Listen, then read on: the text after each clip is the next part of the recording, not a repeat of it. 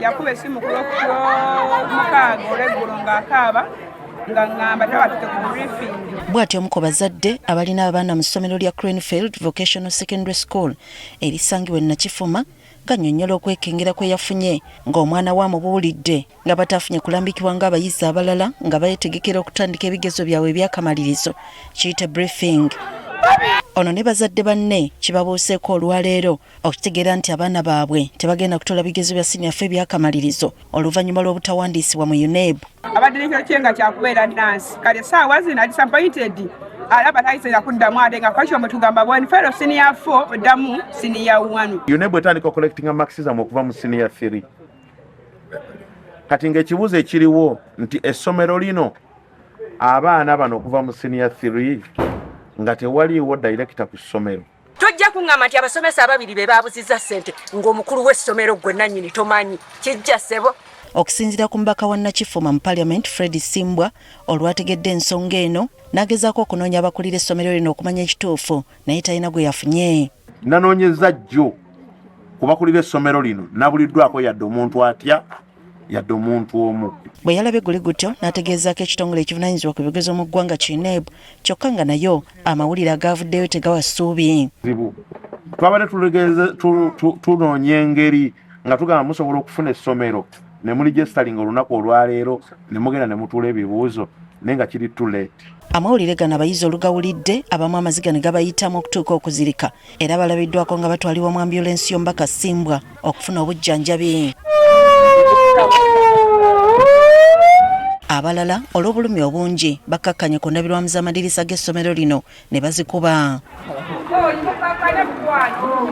Kyokka poliisi ate gye bayise okulaba embeera n'okukangavvula abaddukanya essomero lino ate bazze ku bayizi ne babakwata ekijja bazadde mu mbeera. Tubagambanga okuyamba abantu ng'obudde bukyali bajja leeti ate bw'atuuka akwate bukwasi okuva badda tubakubira amasimu nga bana tebadava mu mbeera. Tulumizibwa ng'abazadde ate poliisi bagikubidde okujja esazeewo ate kukwata bukwasi tewuliriza na nsonga. Waliwo ddala omwana oyo abadde akyankalanye omwana akuba bulooka najja ne yeeweerera talina bazadde be bonna baafa siriimu naye ye yeekolerera neddala ng'omuddiranga naye mufiiriza bw'otyo. Okusinziira ku bayizi bulijjo babanja index namba zaabwe kyokka ng'abakulu babasuubiza jjojjuuzi. Netuwandiika obupapula nga twekalakaaza. Twabawandiikira obupapula obuliko index numbers ne tubusuula ku buli ofiisi ya muntu yenna naye baabula bagamba tuli bateeka ku pressure etaliiyo era bo tubaleke bagenda tukolera kye twagala ekyo tuwa index number. Bagamba kojjeko okulya ssente z'abayizi n'essomero liri mu mbeera mbi okuli n'abayizi okusula obubi ng'oluusi n'obutabawa kyakulya. Nagirako ku lino ng'abaana bano basula wali eri waggulu abaana nga 40 mu ddoomu emu. Naye n'obasanga nga baketi ziri awo eza pads, toilet papers, ne mbabuuza musula mutya muno ne nkomawo wali mu ofiisi. Ne mbagamba naye eddoomu gye musuzaamu abaana abawala nga nfu ne nkola lipooti ne ngitwala ku town council. Tusasula ssente eza school fees ez'okulya ez'emmere naye nga bawanula bife n'ebito ne babiri awo ne batuula.